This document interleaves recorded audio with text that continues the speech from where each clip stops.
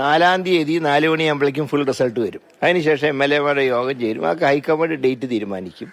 അതല്ലാതെ ഇപ്പോഴതിനെക്കുറിച്ച് ചർച്ച ചെയ്യേണ്ട ഒരു കാര്യമില്ല. മാത്രമല്ല, ശ്രീ രാഹുൽ ഗാന്ധി പറഞ്ഞത് എല്ലാവർക്കും ബാധകമാണ്. അദ്ദേഹം പറഞ്ഞു ഗ്രൂപ്പ് ഡാൻസിന്റെ സമയത്ത് സിംഗിൾ ഡാൻസ് കളിക്കരുത്.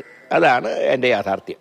ഈ തെരഞ്ഞെടുപ്പ് സമയത്ത് പ്രചരണത്തിന് എല്ലാവരും ഉണ്ടായിരുന്നു. അപ്പൊ ഈ 1-2 പേരുകളിൽ മാത്രം ഇങ്ങനെ ചർച്ച ചെയ്യേണ്ട ഇലക്ഷൻ ജയിക്കുമ്പോൾ അതിന്റെ ക്രെഡിറ്റ് ആർക്കാന്ന് വെച്ചാൽ ടീം UDF അതിന്റെ ക്രെഡിറ്റ്.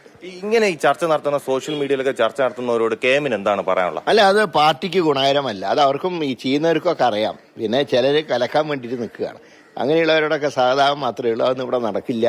പാർട്ടിയും മുന്നണി ഒറ്റക്കെട്ടായി മുന്നോട്ട് പോകും. ഈ ജനങ്ങൾക്കിടയിൽ ഇതൊരു തെറ്റായ സന്ദേശം നൽകി. അത് ശരിയായിട്ടുള്ള സന്ദേശമല്ല കൊടുക്കുന്നത്. അതുകൊണ്ടാണ് പറഞ്ഞത് ഉത്തരവാദിത്തപ്പെട്ടവർ ഇങ്ങനെയുള്ള പോസ്റ്റൊന്നും ഇടാൻ പാടില്ല. അങ്ങേക്ക് എന്തെങ്കിലും വ്യക്തിപരമായ അഭിപ്രായം ഉണ്ടോ? എനിക്ക് വ്യക്തിപരമായുള്ള അഭിപ്രായം ഉണ്ടെങ്കിൽ ഞാൻ പാർട്ടി യോഗത്തിൽ പറയും. അത് 4-ാം തീയതി കഴിയട്ടെ. പറയേണ്ട കാര്യങ്ങൾ പറയേണ്ട സ്ഥലത്ത് പറയും. പക്ഷേ 4-ാം തീയതി കഴിയണം.